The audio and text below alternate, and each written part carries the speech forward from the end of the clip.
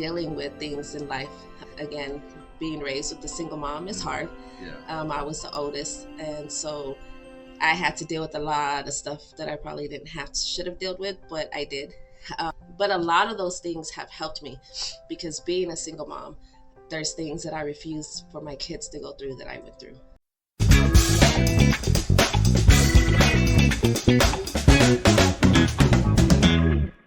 Bam!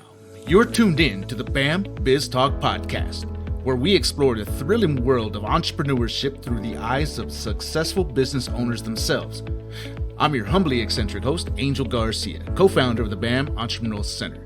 Each episode, we delve deep into the unique stories of entrepreneurs who've navigated the ups and downs of the business world to give you the opportunity to learn from both their triumphs as well as their challenges, providing actionable insights to propel your own entrepreneurial journey. So, let's dive in and walk the path of entrepreneurship together. Welcome to the BAMBIZTALK Podcast, your beacon for building business success. And it's amazing. And even dealing with the things that I dealt, moving forward, like I said, in December, God's showing me all these things, and I get all these caterings, and January is looking promising already. In 2023, like, man, caterings are getting booked, and I mean, all these things are working. So I'm like, 2023 is going to be an amazing year.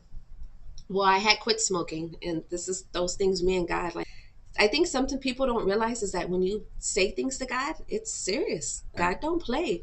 Going into 2023, I was like, all right, I'm not going to smoke no more. I'm going to give up smoking weed, because I feel like that's one of the things that keeps me.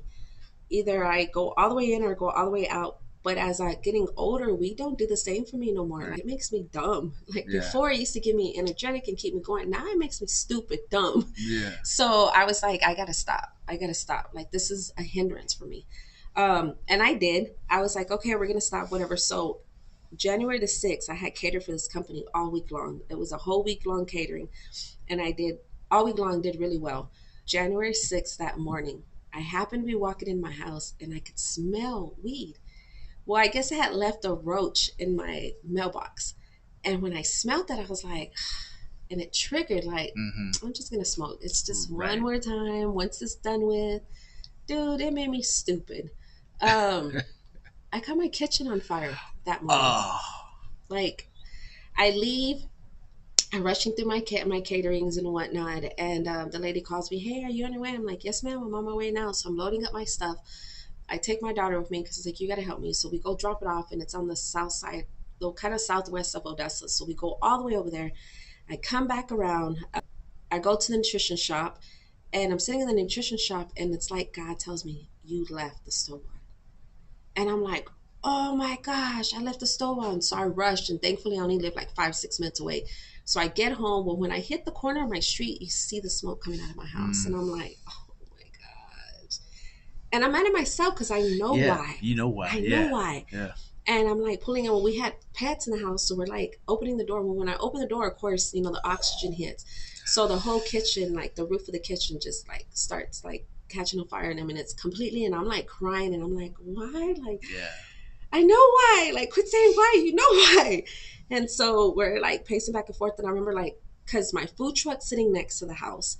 We go pull the propane tanks out because I'm like, if it blows, like it's about to blow. My gas line literally was behind the stove. My water heater is right around the corner. So I'm like, it's ultimately fixing to blow up. So I'm pacing back and forth. And, we call the ambulance, the fire truck. So I'm pacing back and forth, and I'm like, all right, God, they got to get here quick. Like, we got 5-10 minutes tops, and this house is going to blow up. And then we're so close to the neighbors. I'm about to blow the neighbor's house up. And I'm thinking all these things. And man, like within minutes, you could hear the fire truck coming. And I'm like, oh, thank God, thank God. So they get there. Well, it takes them 10-15 minutes to get in the house because they have to turn off the power. They have to turn off the gas and all these things. And so thankfully, they finally get to come down. They turn the fire off and whatnot. Well, the smoke damage was throughout the entire house. Like, it was horrible because it took them so long to turn the fire off. And I remember sitting in my front yard thinking like, oh my God, I did this. Like, I knew if I wouldn't have smoked, and if I knew I wouldn't have gone down, and if I knew this and I knew that and all these things, and I'm just like, what am I going to do? Like, this is the only house my kids have ever known. where am I going to go? My mom had just gotten a trailer, and my mom was living on her own she had a 2-bedroom trailer, but 3-bedroom trailer. But I haven't been with my mom since I was 17. Mm-hmm. I'm not going to my mama's house. It's not going to work. Not with all these kids now, So at that time I had a boyfriend, and he had a 2-bedroom apartment, and he's like, you can come stay with me. And man lived with me. I don't live with men like that. So I was just like, man, I don't know. So he's like, man, like, quit tripping. Like, just come stay. Like, you'll be good. Bring the kids. And I'm like, no, I remember telling him, like, I got my kids. And he's like, it's cool. Bring the kids. And I'm like, all right. So I ended up going over there. And man, like, it was hard. Like, my kids, we literally walked out. Because people are like, oh, it's a good thing you have your house, and it's a good thing you still have your foundation. It's a good thing you this. Yes, all that's great. I'm thankful because my whole house didn't catch on fire. But we lost everything. Like, we literally walked out with the clothes on our back. Yeah. Because of that. And I remember, like, that night thinking, like, dude, like, they got to go to school. They need clothes. They need food. They need blankets. They need backpacks. They need shoes. Like, what am I going to do? And I was, like, so consumed. And, people were like, well, call Red Cross and do this and do that. And so I called Red Cross, and they sent somebody out the next day, and they ended up, like, helping us with so much money. And I was able to buy the kids some stuff. And as the days went, I'm just thinking, like, what am I going to do? Yeah. Like, this is not, it's crazy because mental health was never, I don't think I ever focused on mental health until that happened. I think for so many years, I just ran and ran. After my brother passed away, that was something I realized now was when my brother passed away, I tried to consume myself with everything else so I not have to deal with my brother passing away. And that's something I felt like I always did with everything. Yeah. Everything. Mm-hmm. If this happened, I would go do this. And if this happened, I would go do this. And I think that's the reason why I would get addicted to so many things, because I would just throw myself into these things. One of my biggest ones was the gym. Like, I'm in the gym all the time. Like, that's something now that helps me. Yeah. And it's funny because my mom would get upset. You go into the gym and hold on, I'm in the gym or the streets, because you know where it goes. I go to the streets and it's not going to be good. Yeah. So I threw myself in the gym a lot. So I was in the gym and doing all this stuff for the last years. But man, after the house fire, I couldn't even go to the gym. Yeah. Like, I would just, like, lay in bed. And at that time, my ex would be like, just stay here. Like, don't go nowhere. Stay in the room. Like, take a bath, chill, read your books. And I had coloring books, and he's like, just color, just read, just do these things. And I would do it, but then I would break down, and I was like, what am I going to do? And he's like, you're dealing with the insurance, you're dealing with this, you're not going to go home anytime soon. Like, quit getting so worried about the things that you can't change right now. And I was like, yeah, it's easy for you to stay, but this is my house. This is where my kids grew up. But it was crazy because in my house, a lot of chaos had happened. My girls had been abused in the house and just a lot of things. So to me, it was like, maybe I don't need this house no more. Like, maybe it was time for me to get out this house. Maybe a lot of my chaos was stemming from that house because of my past relationships and all the abuse that happened to me and the kids and all these things. And I was like, maybe this isn't for me no more. You know what I'm saying? So I'm trying to balance all these things. And then at that time, we still had caterings. And I'm like, I got to cook in the food truck. So we had to park the food truck over here. And I can't park it at the apartments. And I'm thinking all these things. And I remember one day I'm freaking out. And I'm like, I'm going to go see a therapist. Like, I need a therapist because I felt like I had PTSD from the fire. And I was like, I didn't cook. I couldn't cook. I couldn't the house anymore, the kids anymore. I was ever going to cook again. Like, I would cook simple things at the apartment, and I was catching the apartment on fire. Like, I was smoking, or like my ex brought me a fire extinguisher, and he was like, here, because you need this in this house. Like, you're going to catch us on fire next, wow. Yeah. And I finally was like, I'm not cooking. I'm not more. Like, I can't do it. My headspace is not there. Because again, where they say like that, in my logo, it says everything made love. So my food, ultimately, I give my heart into my food. Right. Like, my all is into my food. So my headspace wasn't right. You weren't getting my all. Yeah. And I could taste it in my food. And so I got to the point where I'm just not cooking no more. And I remember I'm like crying one day, and he's just like, dude, like, you're going to be okay. And I'm like, no, I'm not. I finally felt like I found my gift and I knew what I'm supposed to be doing. And then now it's gone. It's taken from me. Right. It's like you have this magical power and the power is gone. Yeah. And you're just nothing again. Yeah. And I'm like, no. So he's like telling me all these things, and he's like, calm down, and and I'm like, I'm gonna go see a therapist. So I get referred to this therapist. I go see this therapist, and I'm like talking, and I mean, I'm not gonna lie, it was probably the worst therapy session I've probably ever been in, because I've been in a lot of them, because CPS and just stuff with the kids, and but this one that was like answering calls and doing things, and I'm just like, hold on, this ain't. Yeah. And then it makes it worse, because she's like digging into my roots, and she's like, we go back to my brother and all this other stuff. And so she basically is telling me what she was right. She was just like, you masked all your pain since your brother passed away with food. But you can't mask your pain with food anymore, because your pain is coming food. from your food. Yeah. And I was like, now what am I going to do? Yeah. And this was the point to where I was like, I got to deal with my mental health. Now I got to learn to control certain things. Now I got to learn to feel FEEL instead of feel FILL. And I was just like, oh, I don't know how to process a lot of this stuff. Yeah, no, that's deep. And I remember walking out of there, well, because the way the session was, and to me, I felt like she dug all this stuff up. And one of the things was like, grieve your brother. And I'm like, grieve my brother? Brother's been gone 7 years. Yeah. I can't grieve my brother no more. To me, I felt like grieving my brother was constantly staying off the streets and bringing that honor to him, and taking care of his nieces and nephews, and hustling and being a good sister and not the ghetto sister anymore. Right. So that to me was grieving my brother. Like, as long as I'm doing what my brother would want me to do, I don't got to go sit at his cemetery and cry and grieve and cry. I don't got to do that. I'm doing it this way. So when I leave the therapist, because of the whole session, I walk out and I'm standing outside, and I'm like, all right, God, me and you got to work this out, because I ain't never seen the therapist no more. Like, she dug up some stuff, and no, this ain't working. And I remember going home and at the apartment, and I'm like sitting there, and I'm like, all right, let's deal with this.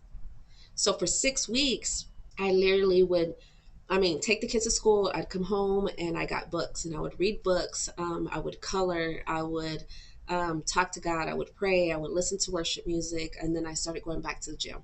And I would just consume myself between those things. And I would just stay there. And then the kids would come home, and I would start cooking like small meals and different things. And then my ex liked to have cook meals. So I would cook little things. And little by little, I would just slowly start.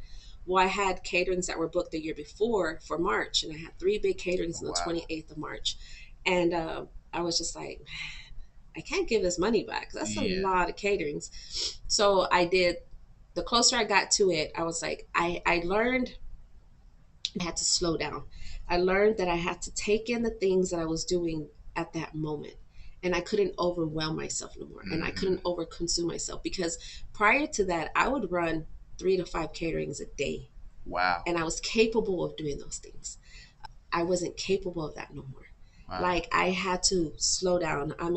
We've done Permian High School's biggest fundraisers, the orchestra fundraiser, 2 years in a row. And I've cooked for 600 people, like, easily. And cook, that's why I think people are like, you're going to get a brick tomorrow. You're going to know, because everybody will touch the food. That's the intimacy between me and my food. Is either if I'm cooking for 5 or 600 people, I'm the only one that touches your food. Nobody else touches your food. Yeah, the kids might cut onions and limes or cilantro, but everything else, it's all me. So that was like the intimacy between me and my food. And so I'm like, man, okay, moving forward, I can't these caterings, and I can't do this, and I have to limit my stuff, and I have to do this. And that was hard for me, because I was just like, I'm used to running a lot of caterings. Yeah. So moving forward in the 28th of March, I knew like I couldn't do all these caterings. So I had to like minimize that. So I messaged one of the ladies, and I'm like, hey, like, I'm sorry, but I'm gonna have to cancel. Like, I'm gonna give your money back, but I can't do your catering, because the house fire, all these other things, like, I have to minimize. So the 2 caterings I kept, one was a pickup, and it was a pretty big catering. And I was like, they could pick that one up. And the other one, I was gonna actually have to serve, set up, and fully step out again. Man, mind you, my space was limited. At my ex's apartment, he was just like, do what you got to do in this kitchen. And I was like, all right. So, we had tables. I'm just figuring out this catering thing. We get this catering. That morning, everything runs so smooth that on the way to the catering, I'm like, I forgot something. I know something's going on. Like, it's not right.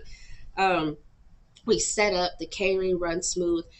And I'm like, I remember turning around my back of the crowd, and I'm like looking at the opposite way, and I'm just like kind of talking to God in my head, and I'm like, I did it. it's done. I did it. And I'm like, and nothing's wrong so far. Like everything's running.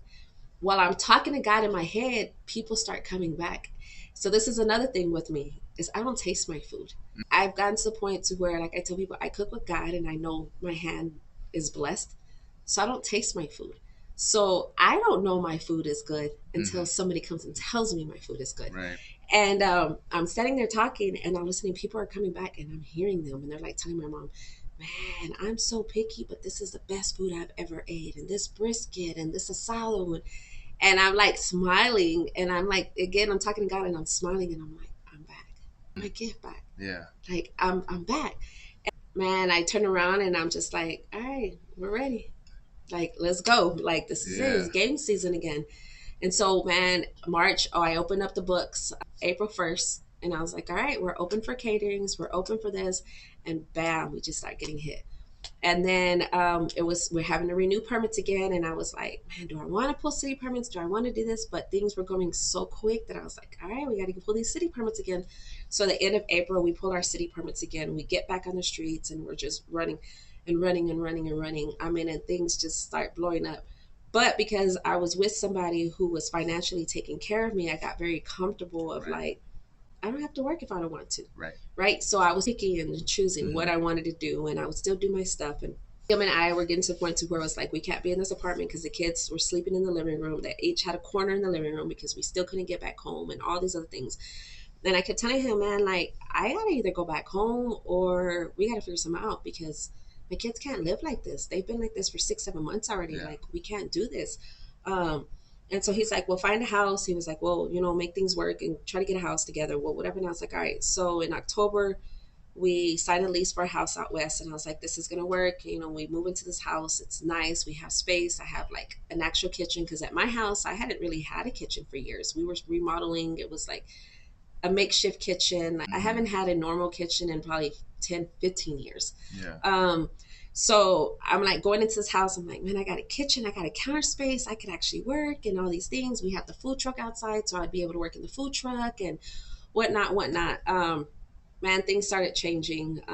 He was an alcoholic, and I guess I felt like I was trying to cover that. It's almost like you want to, like, this is good. It's good enough to cover this up, but as long as this keeps going, you can deal with this. That, And that's kind of how my relationship was the last 6 months of our relationship. We were together for 15 months. So maybe the last 6-7 months, I kind of was covering up. Just because I was like, this is the life I wanted. I wanted to be able to have somebody who financially took care of me, who was there for me, who was this, who was that, not have to work if I didn't have to. My kids had a place and the stability, all these things. And man, it started getting worse and worse and worse to where like the emotional abuse, the verbal abuse, I was deteriorating. I was getting to the point, October, November, that I was just like, man, this is eating me. Like mental health, I learned about mental health at the beginning of the year. So now that I knew about mental health, I knew that this wasn't good for my mental health. The BAMBIZTALK Podcast is brought to you by our sponsor, Pachuco's Restaurant. Craving authentic and eclectic cuisine in Midland? Well, Pachuco's has you covered. Located in downtown Midland at the ever-so-legendary and iconic historic building at 316 North Big Spring Street, Pachuco's blends rich and unique flavors in a conveniently pleasant and vibrant atmosphere. Enjoy the highest quality barbecue, savory tacos, burgers, and a variety of other mouth-watering dishes that reflect the spirit of a true Pachuco cuisine. Real, authentic, and just plain different. Check out their menu at www.pachucos432.com or call 432-218-8806 to inquire, or better yet, just show up and get your shine on. At Pachucos, where heritage, exquisite taste, and hospitality come together for an unforgettable dining experience. Pachucos, Midland, Texas. Hey there, bookworms and knowledge seekers. Ever wished you could find everything you need in one place? Look no further than the Ector County Library. We're not just about books, though we've got plenty of those, from the latest page-turners to classic favorites. We're talking free high-speed internet, tech classes to boost your skills, and awesome programs for all ages. Kids can dive into storytime adventures, teens can hang out and study, and adults can join book clubs or learn something new. There's always something exciting happening at the library. So whether you're a student looking for homework help, a job seeker needing resources, or just someone who loves to learn, we've got you covered. Swing by your local Ector County Library and see what we're all about. It's more than just books. It's a whole world of possibilities. Ector County Library. Your adventure starts here. And I had to find like a balance between like, what am I going to do? And things started getting worse. In December, I was going to open a restaurant with some friends, my brother's friends and stuff like that. That kind of threw.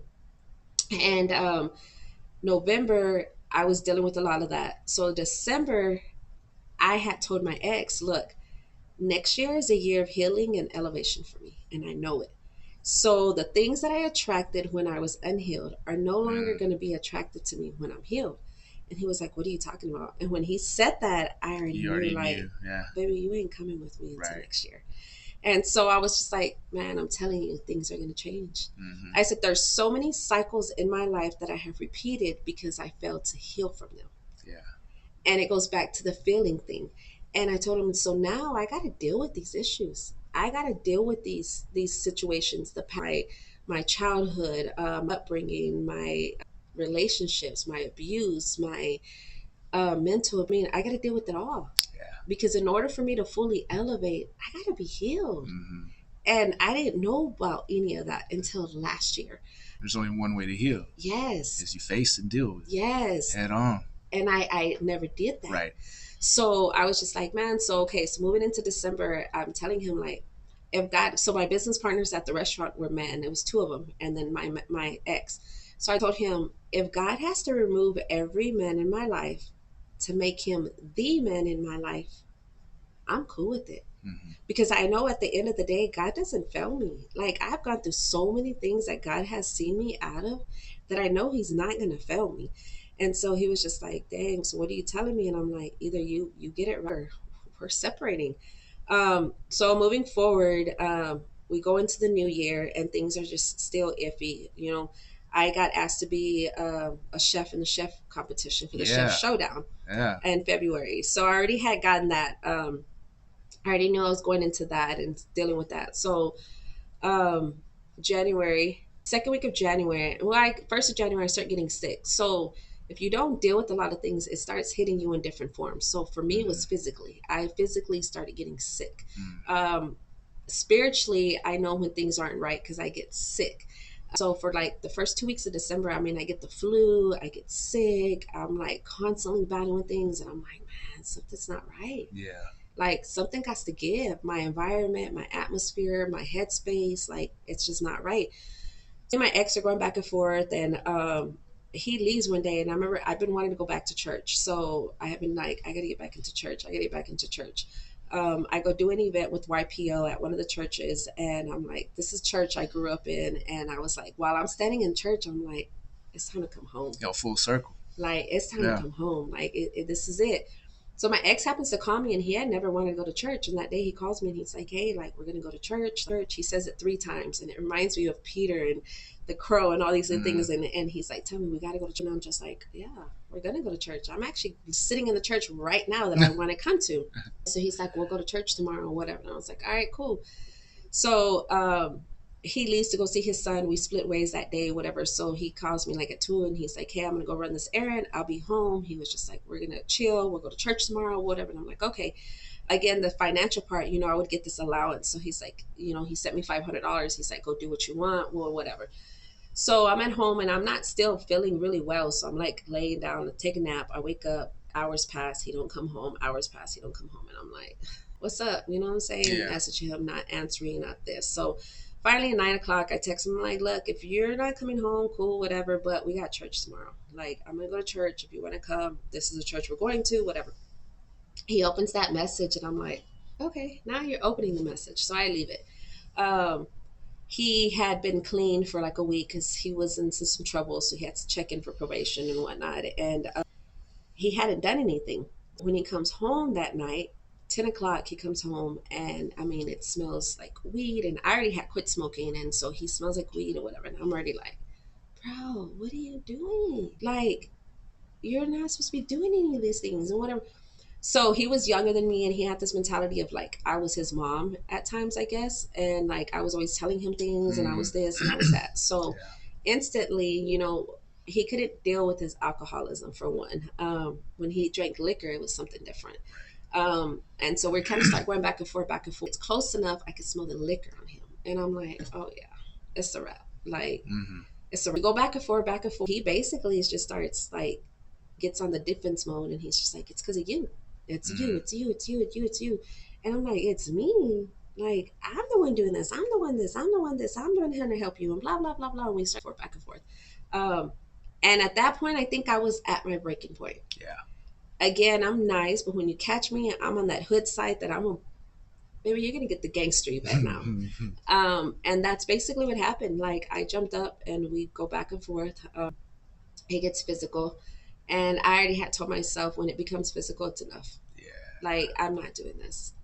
And it got physical.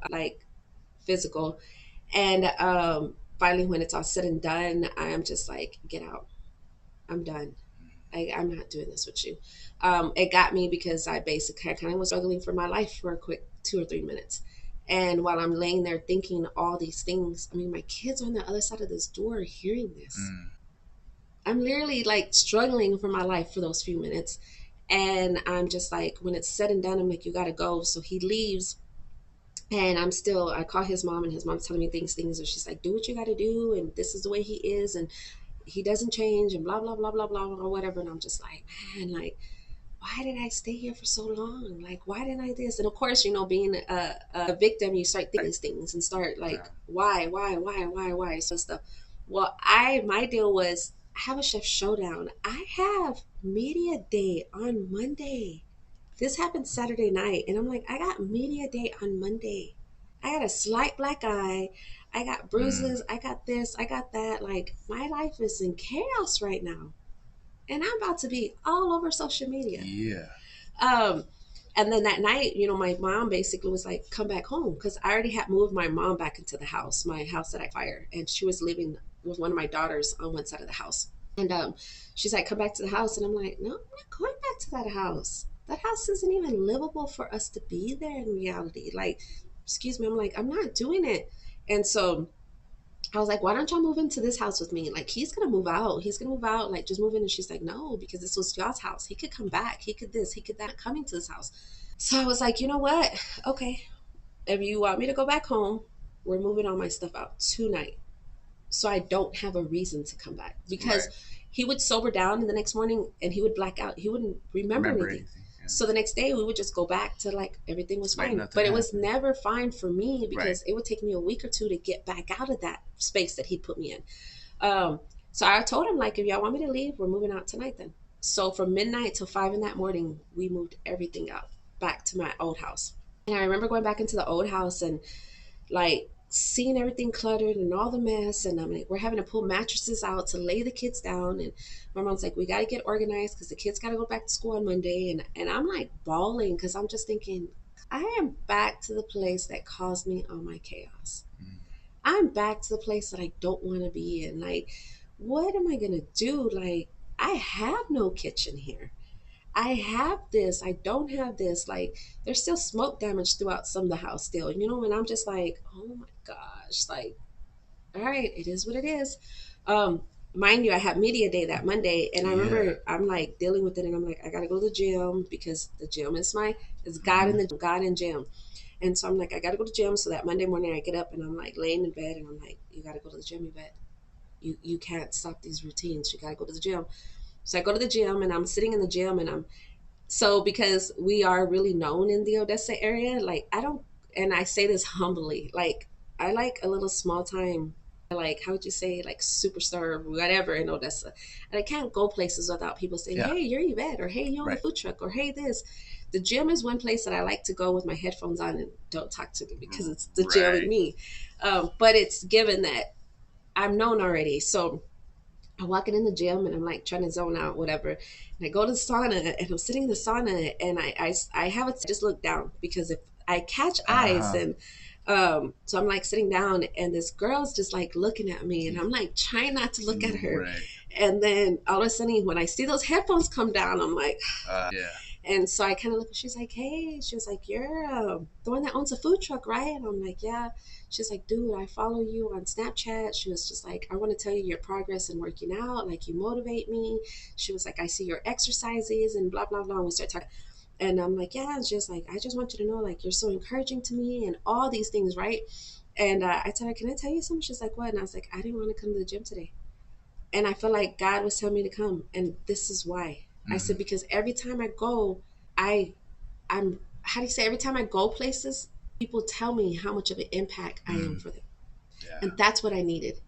I said, because I got a big day today and I'm dealing so bad mentally, struggling because of emotionally and all these things that have happened to me this last weekend. I said, but this is what I needed. And she was like, no, I needed you. I needed to see you. That's how it works. And I was just like, man. So when I leave there, I'm like, all right, God, forgive me. Because it's not about me. Right. It's never about me. Right. It's always about you. You put me in places and the things and the people that I'm around because of you. Entrepreneurs and small business owners, are you searching for ways of taking your business to the next level?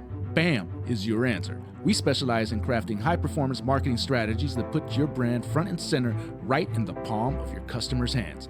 Not only can we create a premium website full of features that optimize your social media and digital marketing presence, but we ensure that your brand gets multiple views from your target audience and even those visiting your competition. BAM is your go-to solution in the Permian Basin. But we're not just about digital and social media marketing. We're a one-stop shop offering a spectrum of services, including business mentorship, strategic planning, market research, and access to capital. That's right. We can get you funding to expand your business. With BAM, you're not just getting a service, you're gaining a partner committed to your growth for the life of your business. So why wait? Kickstart your journey to success today. Call us to set up a free consultation and discover how BAM can help your business soar above the rest. 432-247-8840. Call today and get your business launched. You. And so I remember going home and I'm telling all my kids, like, Carrie, get ready, you know, well, whatever. So we go to media day. Again, I'm walking into media day and I'm competing against I'm competing against 10 men and one other woman. And because of what I had went through that weekend, man to me at that moment was just like intimidating. And so I remember walking in, one of the chefs that I competed against was Chef Raul from Matango. So the following April before, his caterer canceled on him. So he calls me, he's like, hey, chef, I need your help. Can you come to Brownfield or Brownwood and cater my wedding? And I'm like, yeah. So I did Chef Raul's wedding in April of the year before. And so I already knew me and Chef Raul were cool. So when I walk in, you know, I see Chef Raul and he's like, hey, chef. And I'm like, hey, you know, so that's one that I knew. But still, I was still intimidated. Right. For one, I didn't realize when God said I'm elevating what he meant. I was sitting in the room with the owners, you know, the head chef from Market Street, the owner of Pachuco's, the owner of Jersey Girl Pizza, Tall City Meat Market. I think not Tall City, or I can't think of another one. Acres Meat Market or something. So I'm sitting in this room with all these top culinary trained chefs, right? I'm like, oh, here I am, just this little mom, you know, home cook, whatever. Yeah. To me, I see me at the bottom in an aspect. And so walking into this room, I'm just sitting there like, all right, this is all right, Yvette, big time. This is your big time. This is it. And again, because I had a slight black eye, really not looking at nobody, and I'm just whatever. So Jersey Girl, that guy from Jersey Girl, Barry, I think is his name, Barry Allen, and he's dope. And so I'm sitting there and I'm just kind of like minding my business, and he's like, I know you. And so of course in my mind I laugh because I'm like, you either know me from the good and bad, like where you pick or choose where you know me from. I've been on the news for this, or I've been on the news for this, or like, so he's like, Halloween party in the alley. And I'm like, yeah, that's me. I got booked for a Halloween party in October. And it's like, I go into this alley, right? And it's just, they're like, this people have this huge Halloween party every year. So that morning I'm hesitating, like, do I even want to go do this Halloween party? Like, is it going to be worth it? Is this? dude, this is like the biggest Halloween party in Odessa.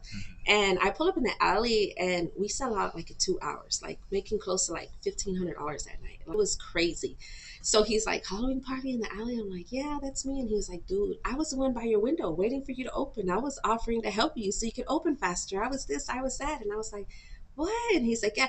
So when he starts talking to me, the other chefs next to him, Flair Tavana was the other chef. Yeah. Chef. So they're like sitting next to me, while he's talking to me, they're already kind of leaning over like, who is she, you know? Yeah. And so Barry like took this whole thing off of me of like, I didn't belong in there anymore. Right. So by then it was like, I could like straighten my shoulders up and I was like, oh no, baby, I run with y'all. You belong. I'm on y'all's level. Yeah. And so the whole thing, you know, we do our protein draws and all this other stuff. So all that's done with. At the end, I'm like, hey, Chef Raul, let's take a picture, because me and Chef Raul had talked about doing like competitions like this like a year and a half ago. So I'm like, Chef, let's take a picture because now we're doing it. You know what I'm saying? And I laughed because I told him when I messaged them, when they dropped the list down, I messaged him and I'm like, Chef, you're the only one I don't want to compete against. Like, no lie. These other people I don't care, but you're the one I don't want to compete against. So we take a picture and he's like, he hugs me and he's like, man, Chef, he said, before you walked in the room, they all knew who you were. He said, I already had told them, man, you were this amazing chef who saved my wedding. He said, I told them about you. So right there, it reminded me of like, God already puts things before you even know. I'm walking into this room intimidated, right, not realizing that these people already knew who I was. And so we take this picture. So this reporter comes up. And he's like, hey, can I do a report with y'all? Blah, blah. We're the only like chefs. So he takes our pictures. He does our story, like tells us, asks us questions, and he leaves. So I tell my family, like, let's go to Cece's Pizza. So we're at Cece's Pizza and we're eating. And I'm scrolling because, of course, I couldn't eat. My head still. So I'm like scrolling through Facebook and I'm like, oh my gosh. I'm like, guys, look. I was like, he's an American and we're on the front page of the Odessa American social media. And I was like, this is dope. And literally, I kid you not, from January till today, it's like that. Yeah. Like, I mean, we're going places. I mean, we did that. I did a fundraiser for Ellen Noel. I was one of the honorary chefs for Ellen Noel's fundraiser.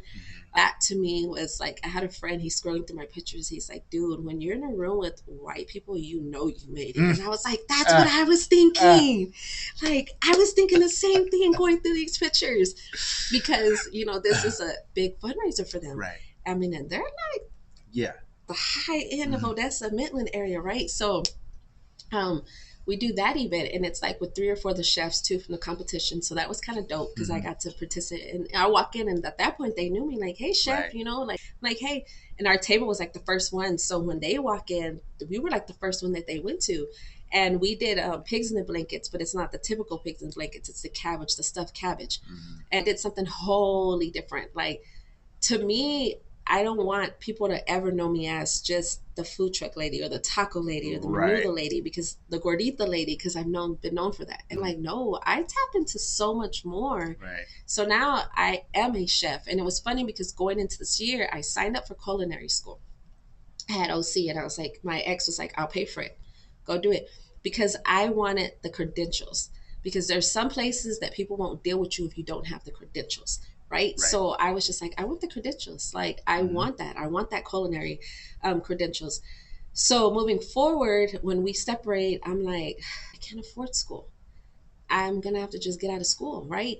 But I struggled with that so much. And God reminded me, baby, you don't need these credentials. I got you. Your gift alone is fixing to carry you. They're going to know your name because of the gift that I gave you. So I was like, all right, so when I dropped out of school, like things started opening so much for us that I was like, God, you weren't lying. Like it's dope walking around town and being, hey chef, how you doing? Hey chef. And it's like, I've earned that title. I am that chef. You know what I'm saying? And then like, again, the Ellen Noel, like being in that room and all these people are coming in like, dude, this is amazing. And da-da-da-da. And I'm like, this was a whole different line of food for me. We joined the chamber. The chamber was something that for years people were like, you could never be involved in the chamber.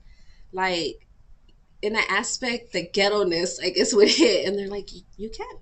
The chamber's not something that you could, you know, and just January, I think, I was like, I get invited by one of the girls from YPO, and she's like, hey, you want to come and do this thing with me? And I'm like, yeah. So she's like, it's at the chamber. And I'm like, okay, yeah, I guess. Yeah. Didn't know what I was walking into. Well, it was their members drive. I'm walking in, I mean, and these are the, the owners of Marriott, the owners of Copper Kettle, the owners of, John Harridge, the top people in town are sitting in this room, right? And I'm like sitting here like, this is crazy. Like, I'm sitting in the room with these people that I didn't think I would ever. Right. They told me I would never be able to sit in the room with. Here you are. Yes. Yeah. And so the member drives, they bring it down. People would tell me join the chamber was like $1,300 and you can't afford it and you can't this and you can't that. Geez. Yes. Like, I felt like people would always tell me things and I would believe it. Right. So while I'm sitting there and they're breaking it down and I'm like, it's only this much? Yeah. Oh man, go run my car. Come on, let's do this. Let's do this. Yeah. And what do you call it? So, and that member drive, I remember they're like, well, call your members. And because I'm very big in the small business world, like I support small businesses. I'm always sharing small businesses. I knew where to hit. I'm a leader. So when I start leading, people follow. And I was like, oh yeah, we're about to sign up. And it was like, whoever gets, like, you just keep getting members. And I remember sitting there just calling and they're like, man, are you doing it? I'll do it if you do it. And I'm like, well, I already signed up. So here we go. And I'm start adding up. And after I leave that, I'm having to go to, I had never taken my food truck out to location. So we're going to, I think Pyote, or I forgot what city we're going, but we're taking the food truck out to location for one of the first times ever too. And I'm like, man, I was like, all right, I love you. I got to go, but I got to pull this food truck out on location now. So I end up leaving and I'm like in this high of like, oh my gosh, dude, I just joined the chamber. Yeah. Like, I just did something that people did. Now I'm pulling the food truck to a location that I didn't think I could ever pull the food truck out. Yeah. Like, I mean, learning to drive the food truck was hard, you know what I'm saying? And now I'm taking my food truck out by myself to location. Within that week before, I had gotten, I was nominated for one of the Odessa under 40. So I had that there too. So I'm just like, man, God, like, this is it. Like, you weren't lying. As long as I'm healing this year, I'm elevating this year. And I mean, I kid you not, 2024, and we're not even done yet. We're not even halfway. Like, things have just taken off in ways that I could only literally sit back and imagine. Like, I never thought I would be where I'm at right now. I really thought that I was going to constantly just be selling food at home. Right. I never thought I'd be in my food truck running it like this. I mean, like last week we recorded the episode for the Texas bucket list. Like, we made it on the Texas bucket list. Man. That was like, when even it didn't hit me until we're going home, and I'm like, oh my gosh, we recorded a TV series. Like, we're gonna be on TV. On TV, yeah. For a show that's on TV. I was like, that is dope. Yeah. You know what I'm saying? That week we catered for the chamber. They were like, well, we'll get you to cater. So we did a catering for the chamber, and that to me was like, I'm catering for the chamber. You know what I'm saying? I became an ambassador for the chamber. So now I participate in like the groundbreakings and the ribbon cuttings. And it's like, you know, that's so important. Like, get involved. Yeah. In all ways. Always. Yeah. Any way you can. Right. Yeah. You helping somebody on the streets, helping them out. Yeah. Right. To, hey, now you're catering for the chamber. You're involved at all levels. Yeah. And I got commend you because, you know, coming from your background, how you got there, everybody there in that we don't think can be part of that. It's just something in the distance, like, oh, that's for like business people. That's for, you know, clearly, you know, but no, it can be. It's for the just have to be involved. Like, get involved. Yeah. Right. Like, and you're an inspiration because you said you're right. Yeah. So people see you. Yeah. Right. And they're like, wow. Okay, hey man, she could do it. Why can't I do it? Yeah. Right. That's why it's so important for us to really like get out there and be part of it. Yeah. Right. Because so often we self-isolate. We pull ourselves back because we don't think we're good enough. Yeah. We don't think we don't belong. But like you said, you walked into that room and you were just trying to, you know, to stay in your own lane, and then it took somebody else to say, hey, you know, I remember you from this, and okay, then they all pay attention. You know, and it's like you give them permission to you know, acknowledge. Yeah. You know, and I think that's so important with so many of us because, man, we got talent, we got them guys, gifts. Everybody does. Everybody does in some way, right? But it is that struggle to find what is that, even though obvious, right? It's there. Yeah. You just have to, I guess, mold it, to craft it, to like, this is how you present, and like what you found is like, I teach this a lot, and when somebody asks me, hey, what business should I start, right? And I was like, well, my automatic response is, what do you love? Who are you? Yeah. And if you can answer that, then you're answering your question of what business you should start, right? And I just gave a speech on this recently. It's the Ikigai, right? It's the 4 circles of purpose, right? Starts with what you love, then it's what you're good at, right? And then what does the world need, right? And then that last circle, the last world, is what can you get paid for? Business aspect comes in, right? So if you got what you love, you got what you're good at, the world needs to eat, right? The world needs inspiration. The world needs purpose, right? And you put all that. That's your business. Yeah. That's mi Cocinita. Yeah, literally. Right. That's you found your purpose. You've walked through your purpose, right? And your vessel is, you've walked the path, right? And it's crazy because that's something I tell people. If I never cook again and I do this, that's my first purpose. That to me, my purpose is this. Yeah. Being able to let people see if I could do it. So my motto for life is God turns ashes into beauty all the time. All the time, because he's done that for me over and over. And then when I cut the house on fire last year, I was like, God, you're literally turning ashes into something beautiful. Yeah. And I tell people that, man, if he does it for me, I had an aunt years ago that would tell me, quit being so transparent on Facebook. She was like, you got to stop doing that because you're going to allow people to know that you live a life of chaos. And I said, no, you know why I do that? Because if God could get me out of this, he could do the same for you. If God could get me out of my abusive situations, my addictions, my mental health, my fire, my physical problems, my divorces, my single parentness, my entrepreneurship, my small business, whatever it is, if God does it for me, he's going to do it for you. Yeah. And I'm living proof of that. And I feel like that's why so many people look up to me. Like, that's why so many people will like message me and tell me like, dude, like this morning I got a message from somebody like, you're such a motivation. Like, can you be my mentor? And I'm like, I'm here to help however I can. Yeah. The other day I got some businesses calling me, hey, like, you don't have to tell me your prices and your recipes, but I want to open a business. Can you tell me? Hey, I have somebody in San Antonio. Hey, I'm thinking of running a catering business out here. Can you tell me the in and outs? Can you give me some motivation? Can you tell me? And I'm like, yeah, I'll help. Because at the end of the day, I don't see it as, oh, you're stepping on my toes, just because everybody has a gift. Everybody has talent. There's so much more people in this world that everybody can make money. Like, it's not. Right. So I help however I can.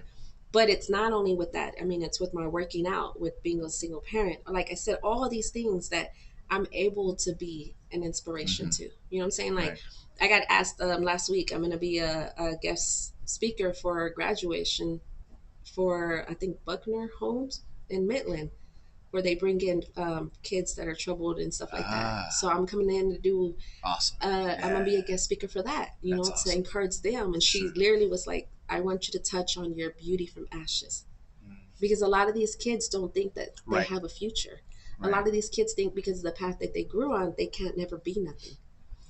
Recovering addicts, I do Park in September with Siren Cross. That's something else. I'll go out there and pull the food truck out and feed.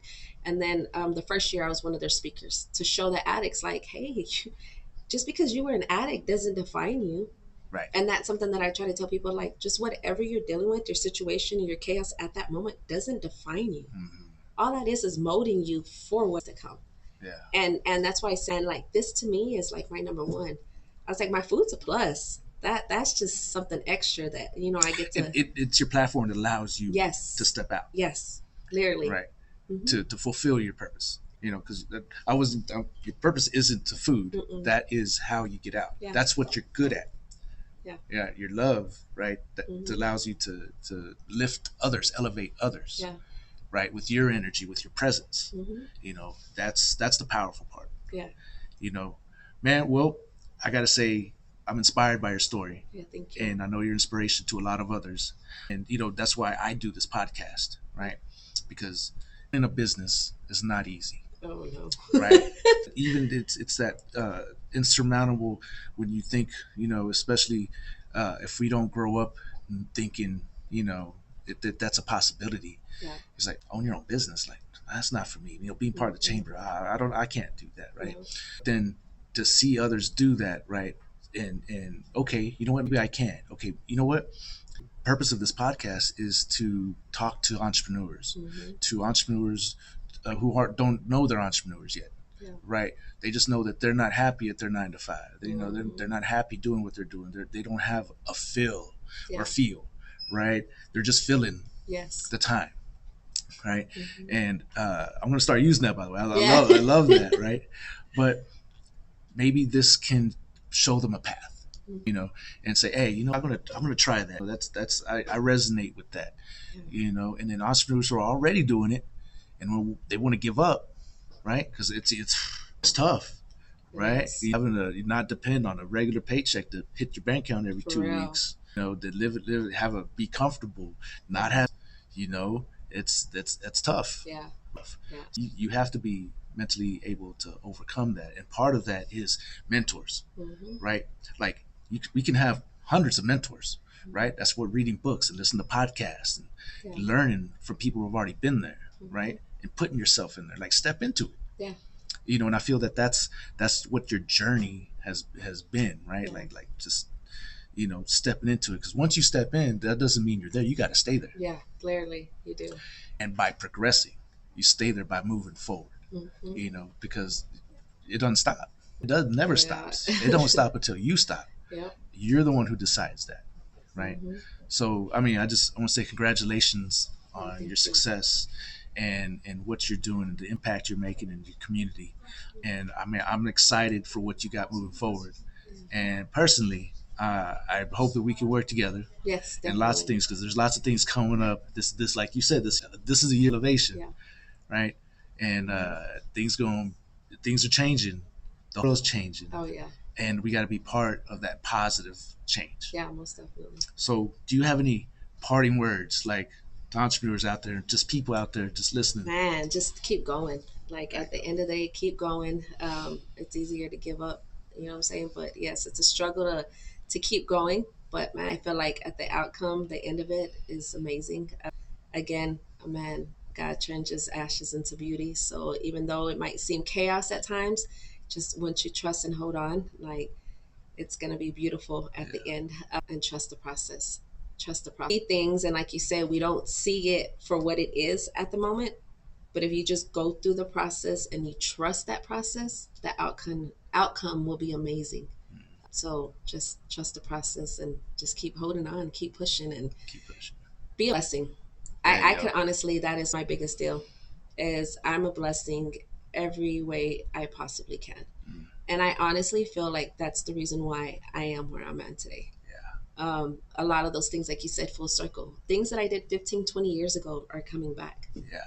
And I just read blessings left, right. Like there's nothing that I ever do that I will say it's me. It's never me.